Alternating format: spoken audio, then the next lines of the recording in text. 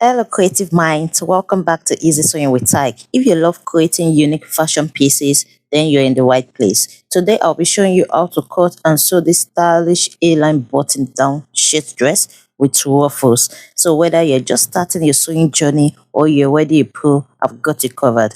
I'll guide you step by step from cutting the fabric to adding those elegant ruffles and finishing touches. This versatile outfit is perfect for both casual and chic occasions, so you're going to love making it. And if you're new here, my name is Taiwo and I'm so excited to have you join us. And a huge shout out to my subscribers.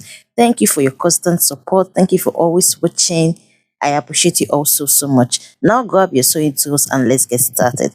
I have 2 yards of fabric here and I've gone ahead to fold a part into two because we are cutting out the back first. This is a shirt dress.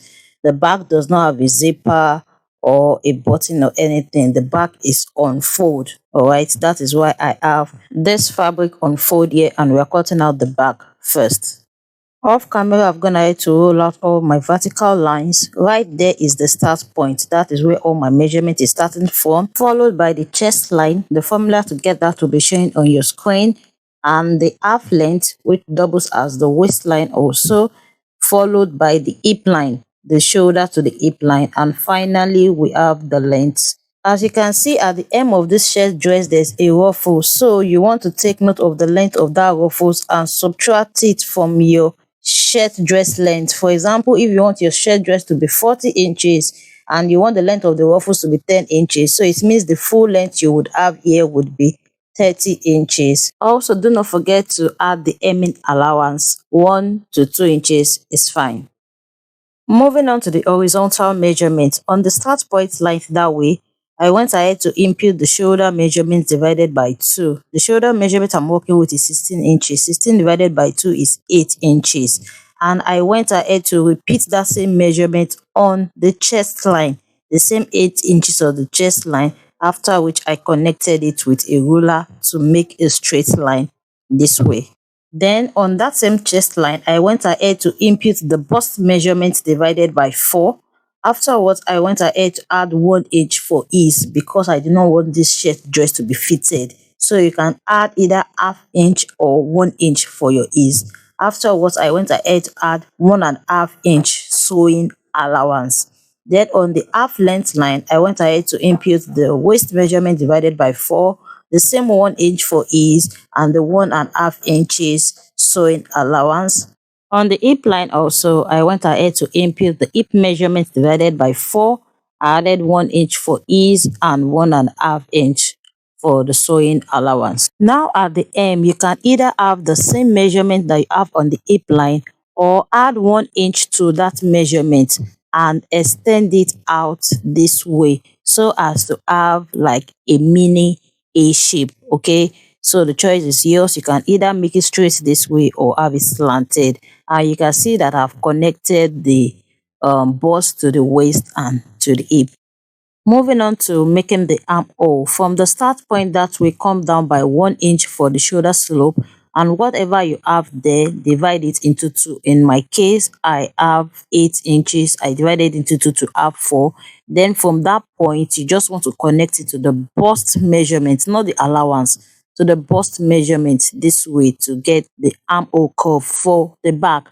And for the neckline, I work with the neck dimension of 2.5 by half inch.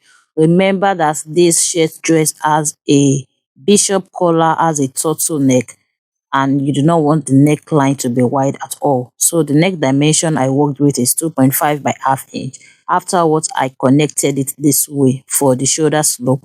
Then I went ahead to add half inch shoulder joining allowance this way.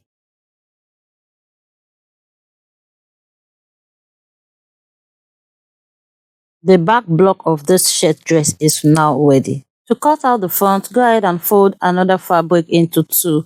But now it's not compulsory that it is on fold. It can be opened because even if it's on fold, you have to slash through it, as this is for the placket area. This part that I'm folding is the placket extension and I'm making use of 2.5 inches. So it depends on how wide you want your placket to be after folding. But you can use between 2 inches and 3 inches. But I'm working with 2 and half inches. So ensure that you place the back block 2.5 inches after the center back of your front fabric for the placket extension. The neck dimension for the front is 2.5 by 3 inches. I made use of 2.5 for the width and 3 inches for the depth. So I just went ahead to mark it this way. And also I went up by 2 inches and marked it because the front armhole is deeper than the back. So I need this 2 inches line when I want to alter the front armhole. I went ahead to chalk out the back block on the front block this way to make altering the neckline and the armhole easier. After which I went ahead to use my curved jeweler to mark out the front neckline. Then on that 2 inches mark, I came in by half inch. Afterwards, I went ahead to use my ruler to connect it this way and the curved jeweler to finish it off this way. After which I went ahead to cut out the front block. Now the front block is ready. Moving on to the ruffles and the sleeve. For the ruffles, you already know the length, which is what is left after removing the length of the shirt dress from your full gown length measurement. Now to know the width, you want to go ahead and measure out the bottom of the shirt dress this way and multiply what you have by 2.5 minimum or 3 inches so that the ruffles, the gathers can be full enough. The length of the sleeve that I'm working with is 10.5 inch. That is the allowance inclusive, both the joining allowance and the hemming allowance. And what I have there is the cap height. The formula together to be showing on the screen. On the cap height, I went ahead to put in the bicep measurement and the allowance. And on the hem line, I just subtracted 1 inch from what I have on the cap height and I ruled it that way. So from the bicep measurement, I just drew a slanted line to the apex of the sleeve this way and I divided what I have into two. After which I just used my free hand to draw out the armhole curve. But I have a more detailed tutorial suitable for beginners if you are not sure of how to make your sleeve yet. The link to that will be showing on the screen. You can do well to watch. And this is it, the sleeve is ready. So the remaining fabric here will be used to cut out the collar. I can't cut out the collar yet till I join both the front and the back together and I'm able to take the neck circumference measurement. Go ahead and fold your placket extension. Remember mine was 2.5, so I just went ahead to fold it into 2 because I have the selvage area of the fabric there. But you can go ahead and fold in half inch first, then go ahead and double it. That means your placket extension would be 1 inch if you also use 2.5. Or my placket extension now would be 1.25 because I just went ahead to fold it into 2. And that is because what I have there is the selvage area, okay, that will not fray. So just go ahead and do you. So I went ahead to fold in the placket extension this way from top to bottom for the two sides. If you have watched to this point and you are yet to subscribe, please kindly do so. Give this video a thumbs up, drop your questions or comment below. I love hearing from you. Also, don't forget to share this video with your friends so they can be a part of our creative community. Alright, now let's continue. And this is what you should have. This is how it is going to be. It will overlap each other. Now go ahead and place the back on it this way. Then go ahead and sew it off at the shoulder using the shoulder joining allowance, which is half inch in this case. Then you want to go ahead and join it at the sides using the sewing allowance that you must have added while cutting. Join it from the bust to the waist to the hip to the hem this way. And this is what we have so far.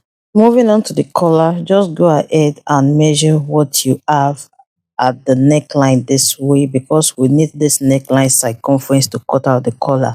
So I have a detailed video already on this channel that takes you through the process of how to make this bishop and turtleneck collar. Do well to watch that video. It is going to be more detailed than what I'm going to explain here, but I'll still take you through the process. All right, now go ahead and get the fabric that you want to use for the collar and fold it into 4 this way for the main collar and for the lining. Then the neckline that you measured out earlier, go ahead and divide it by 4. Whatever you have there should be your radius.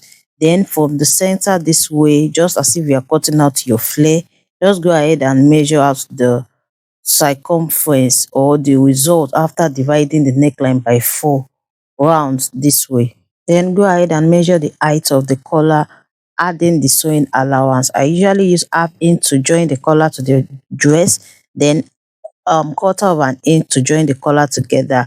At the end of the day, I'll be left with 1.2 inches, which is fine for me for the height of the collar. But if you want yours to be higher than that, then just go ahead and factor it in when you are measuring out the height of the collar this way. So I'll go ahead and cut it out, then show you what I have. This lower part is the side that will be attached to the dress, while the upper part is the part that would be placed on the neck. So on the lower part that way, go ahead and measure out the neck circumference that you measured out earlier. Because it is usually in excess, mark it that way, then go ahead and add half or 1 inch joining allowance. Then once you've secured that, just roll it straight up this way and cut off the excess. Now this is what the collar looks like. I've gone ahead to iron it. I've interfaced both the main fabric and the lining neatly. I've sewed it at the upper part. What I have left now is to join it to the neckline, to the dress. Now you can go ahead and use different method, okay? When you watch that video, I explained it more in details. I also top stitched it so that it can just lay flat neatly this way. Then I will match up the center of the collar with the center of the neckline this way. That's the center back. Then I'm just going to sew it from one side to the other. And here is what I have. So when you get to the edge that way, make sure that you sew it off this way. Then make sure that you trim off all the necessary allowance so that it will not be too bulky. Finally, just go ahead and close off or enclose the seam line this way to achieve a neat finish.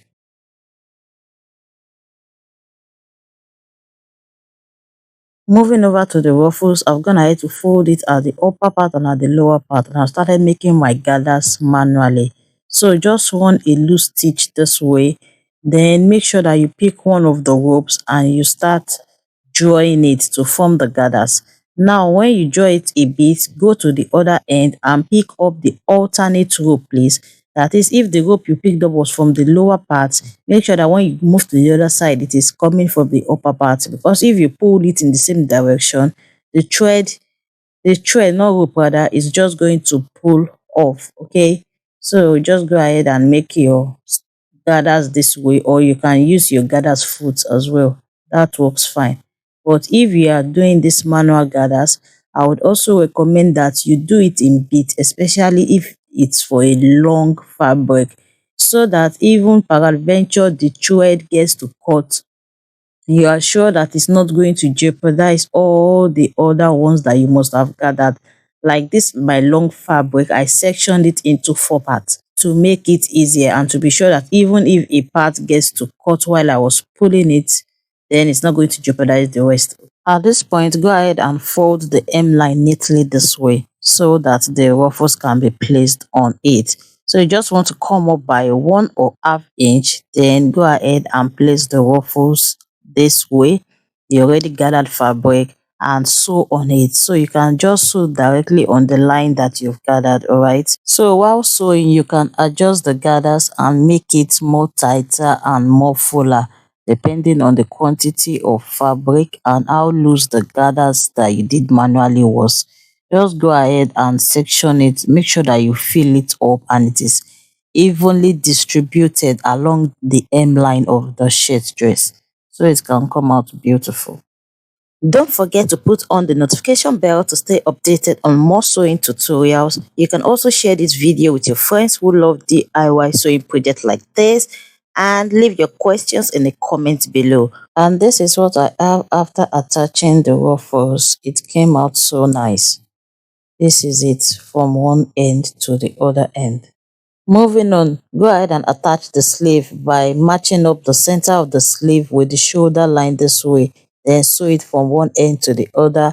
And after doing that, you just want to go ahead and sew off the sleeve at the sides this way. And this is what we have. The dress is 95% ready. The only thing left to do is to fix in the buttonhole and the buttons, and your shirt dress is ready. Note that you can add pocket to this outfit, but I was working with 2 yards and I just didn't even feel like adding a pocket. That is why mine does not have one. And that's a wrap for today's tutorial. I hope you gained some valuable insight and enjoyed the process. I'd love to see how your project turns out, so be sure to share them with me on social media. You can find me as Easysewing with Taic on Instagram, Facebook, and TikTok. See you in the next tutorial. Until then, take care and happy sewing. Bye.